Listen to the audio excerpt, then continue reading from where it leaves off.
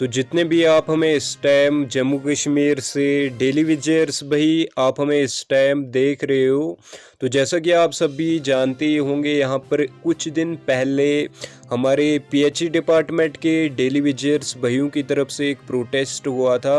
तो उस प्रोटेस्ट में भारतीय जनता पार्टी के प्रेसिडेंट रविंदर रैना भी हमारे पीएचई डिपार्टमेंट के डेली विजिटर्स के बीच में गए थे। उन्होंने ये आश्वासन दिया था कि जैसे ही यहाँ पर होम मिनिस्टर अमित शाह जम्मू कश्मीर में विज़िट करते हैं तो हम आपको जो है वो उनसे मिलवाएंगे और जितने भी आपके ये इश्यूज़ हैं तो इन पर जो है वो डिस्कस होगी।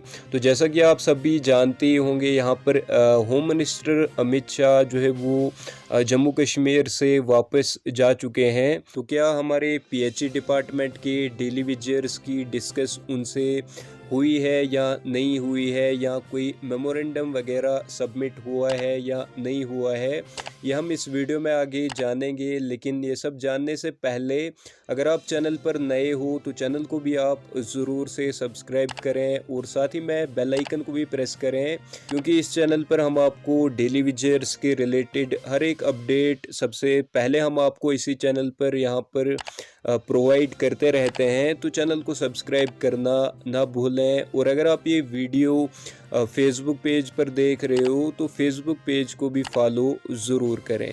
हमारे जो बीजेपी के स्टेट प्रेसिडेंट हैं रविंदर राणा, उनके घर का घेराव किया, वहाँ में पुलिस धक्का मुक्की लाठीचार्ज हुई, लेकिन लास्ट में रविंदर राणा जी बाहर आए। उन्होंने कहा तो जो 11 नवंबर 2020 को आपकी बातचीत रुकी थी, मैं आपको दोबारा एलजी ऑफिस ले चलता हूँ, एलजी साहब से उस बातचीत को शुरू करवाते हैं जी। तो हम 9 मार्च को एलजी साहब के पास 5 बजे का हमारा टाइम था। जब हम वहाँ पहुंचे तो हमें ये जानकारी मिली कि एलजी साहब स्वस्थ नहीं है, उनकी सेहत ठीक नहीं है। तो उनके जो प्रिंसिपल सेक्रेटरी है जो सारा जम्मू कश्मीर का काम देखते हैं, और उन्होंने निदेशक कुमार जी से हमारी मुलाकात और हमने जितने हमारे मुद्दे थे, चाहे वो रेगुलेशन पॉलिसी था, पेंडिंग वेजेस था या मिनिमम वेज एक्ट का था, ये सब हमने उनके सामने रखे। उन्होंने उसको सब पे नोटिंग की।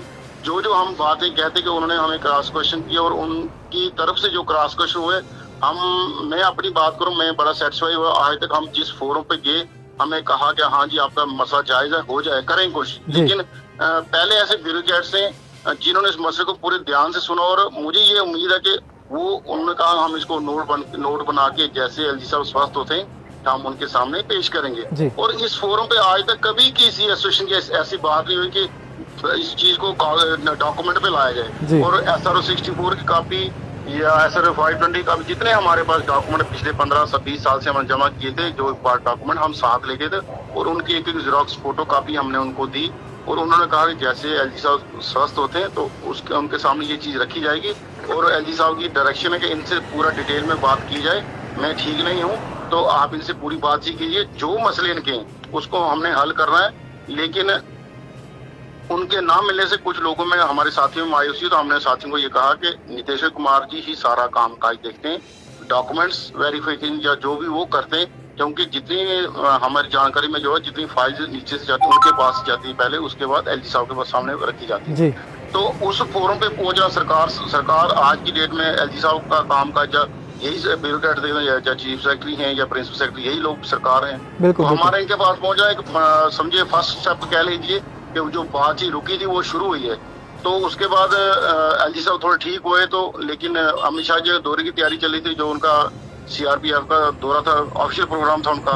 तो उसकी हमें उम्मीद थी कि हमारी मुलाकात, हमने कोशिश भी की मुलाकात की, लेकिन हम उस तरह मुलाकात हमारी नहीं हो सकी जैसे हम कहते थे। आधा घंटा 10 मिनट उनके साथ बैठे, तो फिर हमने अपना मेमोरेंडम जो बनाया था, मेमोरेंडम थ्रू हमने रविंदर राणा जी के उन तक पहुंचा दिया।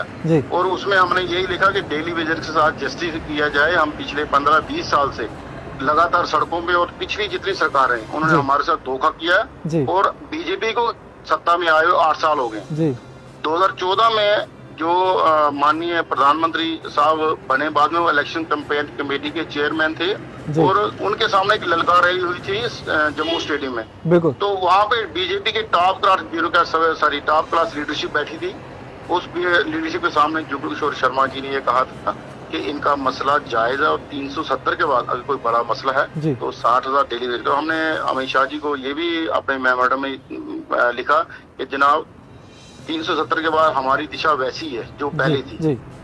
तो 2-3 चीजें हुई प्रोटेस्टों से हुआ कि डॉक्टर जितेंद्र सिंह जी ने इसको लोकसभा में उठाया कि ये लोग जो पहले वो कहते थे कि बैकडोर हैं या पाप की घंटी है, अब उन्होंने लोकसभा ये कहा कि नहीं, इनका कसूर कोई नहीं है, इनको जैसे भी लगाएगा, लेकिन ये लोग काम कर रहे हैं और रीढ़ की हड्डी है। हमें खुशी हुई डॉक्टर साहब के बयान से कि डॉक्टर साहब ने कम से कम हमारी जो बात पिछले काफी साल से कह रहे थे, डॉक्टर साहब ने उसको समझा कि ये लोग जेन्युइन तरीके से लगे हैं और ये आज की डेट में यही सब काम कर रहे हैं। ग्राउंड पे जितना फील्ड वर्क का फील्ड स्टाफ हमारा लोगों का है, चाहे पीएचसी का, पीडीडी का या 28 डिपार्टमेंट जितने भी बाकी डिपार्टमेंट है।